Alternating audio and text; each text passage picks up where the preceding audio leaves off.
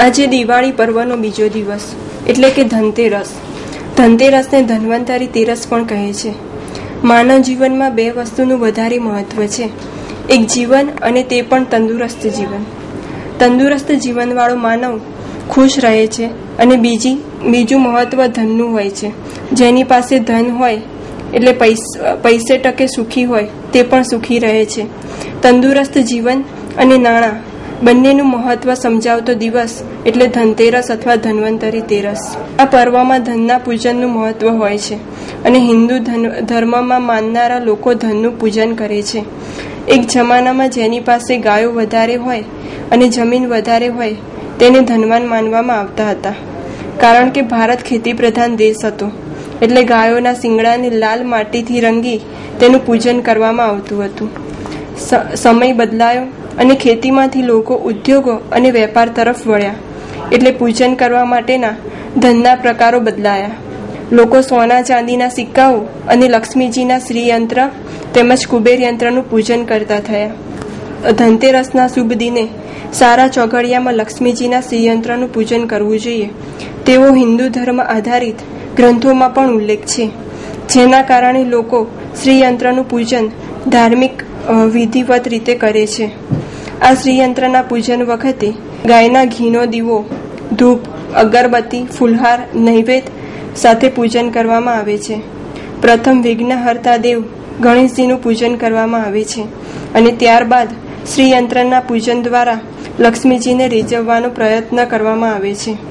સાથે સાથે ધન્વંતરી, જેને લોકો દેવોના વૈદ્ય માને છે, તેમનું પૂજન કરી શરીર સૌષ્ઠવ મજબૂત કરવાની પ્રાર્થના કરે છે. નાણાં અને શરીર બંને માનવ જીવનમાં અગત્યના છે. તેનું પૂજન કરી માનવ ધન્યતા અનુભવે છે. અમદાવાદના ટાઉન હોલ ખાતે રાષ્ટ્રીય જનતા દળનું કાર્યકર્તા સંમેલન યોજાઈ ગયું, જેમાં રાષ્ટ્રીય મહાસચિવ રામદેવસિંહ ભંડારી, પ્રદેશ પ્રમુખ અસલમભાઈ, પ્રદેશના હોદ્દેદારો અને કાર્યકર્તાઓ મોટી સંખ્યામાં ઉપસ્થિત રહ્યા હતા. 2012માં ગુજરાત વિધાનસભાની ચૂંટણીને લઈને રણનીતિ ઘડવા અંગે ઊંડી ચર્ચા વિચારણા કરવામાં આવી હતી.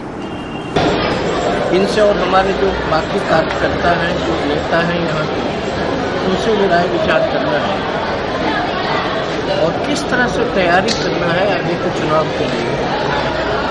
उनकी बात भी सुननी है, हमें अपनी राय भी देनी है अपने अनुभव के आधार पर.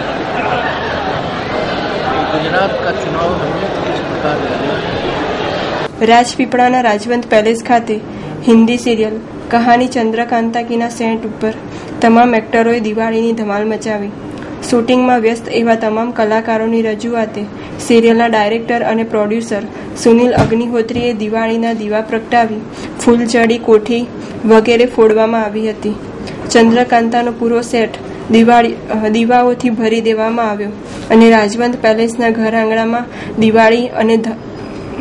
દિવાળીની ઉજવણી ધમાલ મસ્તી સાથે કરાઈ. આ ઉજવણીમાં ડાયરેક્ટર પ્રોડ્યુસર સુનિલ અગ્નિહોત્રી, સંતોષ શુક્લા, બિંદુ ધરાસિકા, શિખા સ્વરૂપ, સોનિયા કહર, વંદના જૈન, રાજેન્દ્ર ગુપ્તા, વિનોદ કપૂર સહિત રાજવંત પેલેસના ગજેન્દ્રસિંહ રાઠોડ, મહેન્દ્રસિંહ સહિત સમગ્ર સ્ટાફ જોડાયો અને દીપાવલીની મજા માણી.